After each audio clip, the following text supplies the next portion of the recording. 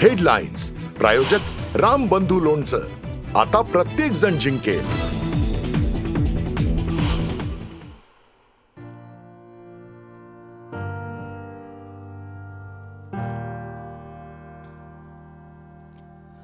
धाराशिवच्या परांडा तालुक्यातलं वाघेगव्हाण गाव होतं 72 तास पाण्याखाली. संसाराचा चिखल पाहून गावकऱ्यांच्या डोळ्यात पाणी.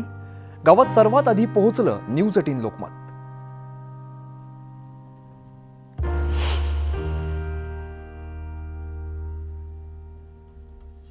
बीड जिल्ह्यातील सिंदफणा नदीकाठच्या शेकडो हेक्टर भागाला पुराच्या पाण्याचा मोठा फटका. नुकसानग्रस्तांना अश्रू अनावर.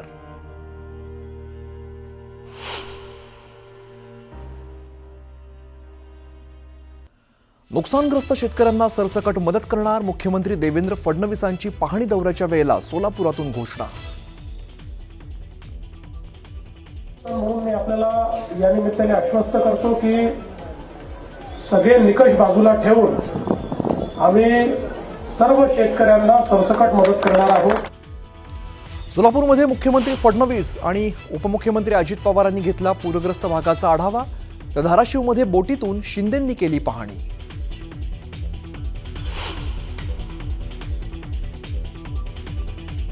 फोटोऐवजी मदतीच्या किटमध्ये काय आहे हे पहा. विरोधकांच्या टीकेला एकनाथ शिंदेंचं उत्तर. तर मदतीचा टेम्पो गावकऱ्यांनी परत पाठवला. तुटपुंची मदत नको म्हणत कारंजा गावातील शेतकरी आक्रमक.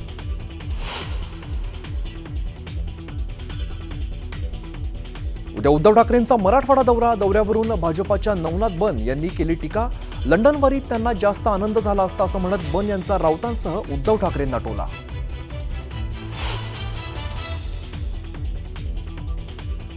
नुकसानग्रस्त शेतकऱ्यांना तात्काळ मदत करा. दिरंगाई केल्यास महाराष्ट्र जाम करू. भूम परांडा परिसरात नुकसानाची पाहणी केल्यानंतर मनोज जरांगेंचा इशारा.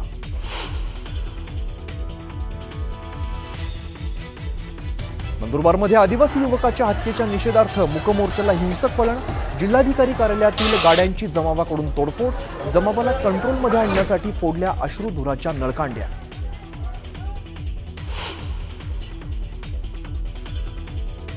कांदिवलीतील गॅस सिलेंडरच्या पाईप लीक झाल्यानंतर स्फोट आणि आगडोंब. भीषण स्फोटात 7 जण भाजले. प्रकृती गंभीर, उपचार सुरू.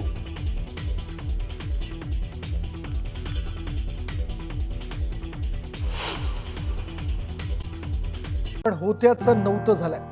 संसाराचा चिखल बघून या गावकऱ्यांच्या डोळ्यात पाणी आलंय. घरं, पिकांसह चिमुकल्यांच्या शालेय साहित्याचं नुकसान बघून या महापुराची दाहिकता किती आहे याचा फक्त अंदाजच येऊ शकतो. न्यूज 18 लोकमत सर्वात आधी या गावात पोहोचले आणि या गावावर आभाळ कसं कोसळलं हे महाराष्ट्रासमोर आम्ही आणतोय.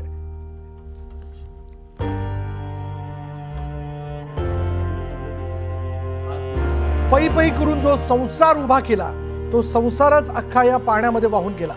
आता पुन्हा एकदा नव्याने ही पुनर्बांधणी करावी लागणार आहे. वास्तू म्हणायला ओकीबुकी उभी आहे. घरातली चूल देखील भिजली आहे आणि अक्षरशः या सगळ्या याच्यात घरात साठवलेलं ठेवलेलं धान्य देखील भिजलंय.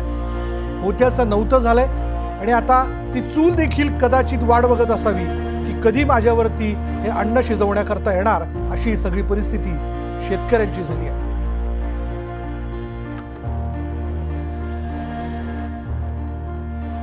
ये बळा, काय झालं? पूर आला होता तेव्हा तू कुठं होतीस?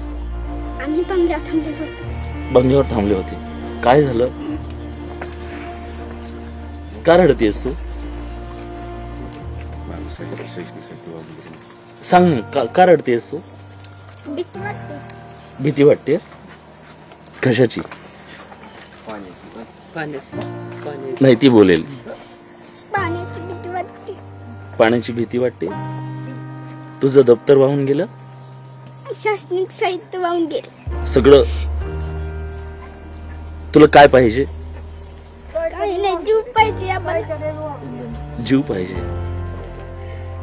वडील आहेत ना? जीव वाचवण्यासाठी आम्ही बंगल्यात थांबलेलो होतो. तेव्हा सगळं पाण्यात घरात गेलो होतो. आम्हाला समजत नव्हतं काय करावं. आम्हाला वाटायचं की आम्ही मरून जाईल. नाही बाळा, तसं नाही. आले ना सगळे आहेत ना आता सगळे. तू रडू नको. आता नाही येणार पूर. आता नाही येणार. ही जी पिढी आहे ना, या पिढीवरती खूप मोठा घाव घातला या पुरात. खूप वेदनादायी आहे. मागे मागे हा बोला ना ताई, मी समजू शकतो. हे बघा, आज आम्ही तसे परके आहोत, आम्हाला बघवत नाहीये हे सगळं. तुम्ही तर भोगताय हे सगळं. काय सुद्धा राहिलं नाही घरात. जनावर गेली, कोंबड्या गेल्या, शेळ्या गेल्या, खायला सुद्धा नाही आता घरात काय. मग सध्या प्रपंच कसं बघवता?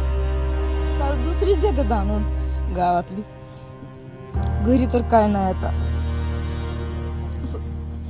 अन्नदाता आहे हा. अन्नदाता, पोशिंदा, बळीराजा. पण आज कुणाच्या तरी मदतीवर, बाहेरच्या गावून येणाऱ्या मदतीवर, त्यांनी दिलेल्या खिचडीवरती, भातावरती, त्यांनी दिलेल्या बिस्किट पुड्यावरती त्या माणसांची गुजराण सुरू आहे. आणि माणसं जेव्हा घरी आली, काय चित्र होतं ताई? घरातून गेलात तेव्हा जीव वाचवण्यासाठी गेलात, घरात 3 आलात. दिवस झालं झोपलो नाही आम्ही घराला. 3 दिवस झालं घर पाण्यात सगळं. 3 दिवस झोपलाच नाही. मुलं सगळं बाळ दिसत होते. मुलं बा अशीच बाहेर सगळी हिंडत होती दुसरीकडेच. हा, मी स्वतःच्या घरातून बेघर व्हावं लागलं. दुसरीकडे होतं, दुसऱ्या गावाला गेलो तिकडं वरच्या ह्याला.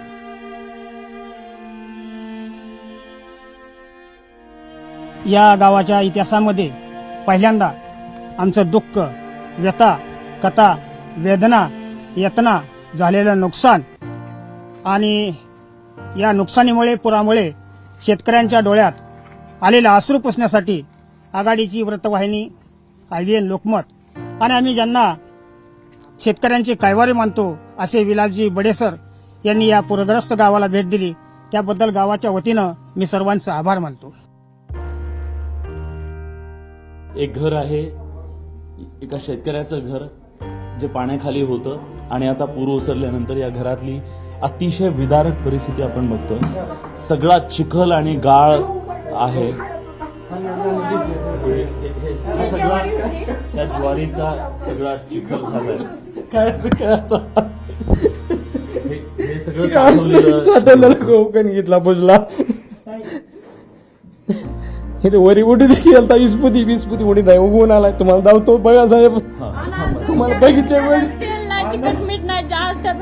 सकाळी शाळेत आल्या बरोबर प्राथमिक शाळेतले शिक्षक लोक आले आणि आमच्या लेकरांनी जेवायला खायला प्यायला त्यांनी डबे सोडून आमच्या लेकरांनी घरी आणून दिलं. पाणी होतं, काही सुद्धा राहिलं. हे इतकं शेतकऱ्याच्या जीवनाला गहू सगळा उगवला, पूर्णपणे उगवला आहे. हा शेळ्या गेल्या, कोंबड्या गेल्या, काय राहिलं नाही. दुर्गंधी येते सगळी इथं. उडीद आणि गेला खाली ज्वारी ज्वारी आहे सगळी. ज्वारीचा सुद्धा उडीद बघा येतं तुम्हाला. आजी आहे. आजी कंबर बसून गेली. मला दुखणं आराम झालं 3 दिवसात. किंवा असं उभाच राहील, उभा सुद्धा राहील नाही. किंवा आज ती परिस्थिती बघून झालं वाटलं. उडी भाव नाही म्हणून उडीत तुला वर उडीत उगून आलाय. लय बेकार कोंबड्या गेल्या 100. मी म्हातारी म्हणून आपल्या कोंबड्या शाळे केलेल्या होत्या. एक बोकड मोठ्या गाव चारून ठेवला. ते बोकड बी गेलं वाहून. कोंबड्या गेल्या 100 वाहून. काय करायचं आपण म्हणायचं शून्य राहण्यासाठी आपण तेवढं सांभाळावं. चांगलं आपल्याला तेवढंच काहीतरी होईल म्हणून. या आजीची प्रॉपर्टी होती. या आजीची प्रॉपर्टी होती. कोंबड्या, शेळ्या, त्या सुद्धा सगळ्या वाहून गेल्या. आणि म्हातारपणाला आपल्याला आधार म्हणून त्यांनी त्या शेळ्या कोंबड्या केल्या होत्या. त्या सुद्धा सगळ्या वाहून गेल्या. लेकरं शाळेला 2-3 म्हणून काय करायचं. लेकरं एकच लोक मला तेवढाच